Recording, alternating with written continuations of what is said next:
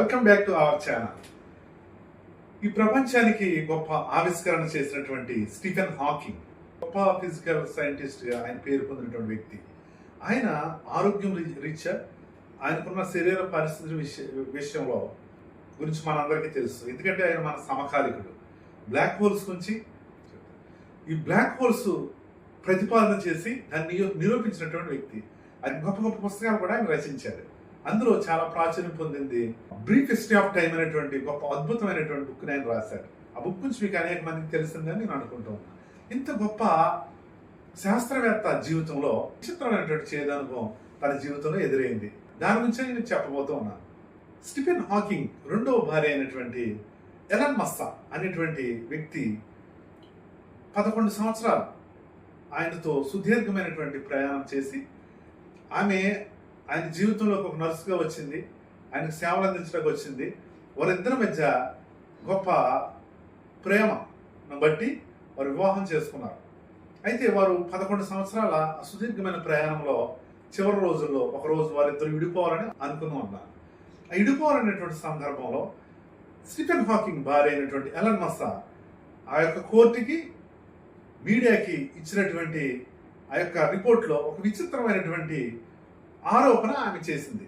ఆ ఆరోపణ ఏంటంటే, ఈ స్టీఫెన్ హాకింగ్ అనేటువంటి వ్యక్తి నన్ను చాలా ప్రేమించాడు, నాకు అన్నీ ఇచ్చాడు, తన జీవితంలో చాలా ఆదరించాడు, కానీ నేను ఆయన్ని ఒక కారణం ద్వారా నేను ఆయనతో విడిపోవాలని అనుకుంటున్నానని ఆ కోర్టుకి మీడియాకి చెప్పింది. ఆమె చెప్పిన మాట చాలా విచిత్రాన్ని కలిగించింది.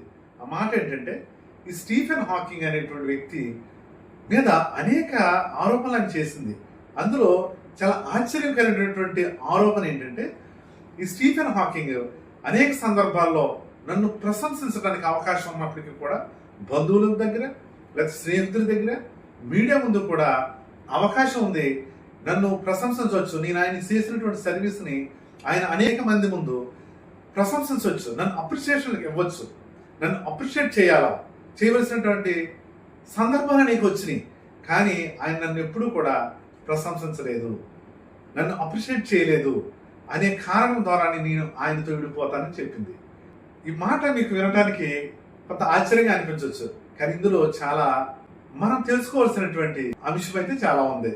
అదేంటంటే, ఒక వ్యక్తి, అది నీ స్నేహితుడా, లేకపోతే నీ కంపెనీలో నీ తోటి పనివాడా, నీ కంపెనీలో నీ కొలీగ్గా, లేకపోతే నీ యొక్క కుటుంబంలో నీ భార్య, భర్త, లేకపోతే అన్న, చెల్ల, తమ్ముడా, ఎవరైనప్పటికీ కూడా వారు నీ ప్రశంస కోరుకుంటారు. ప్రతి ఒక్కరు కూడా ప్రశంసని ఆశిస్తారు, అప్రిషియేషన్ ఎక్స్పెక్ట్ చేస్తారు.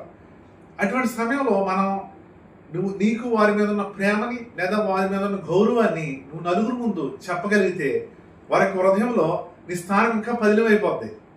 అలా చెప్పకపోతే ఇటువంటి అనుభవాలనే మనం ఎదుర్కోవాల్సి వస్తుంది. మీకు అర్థమవుతుందా?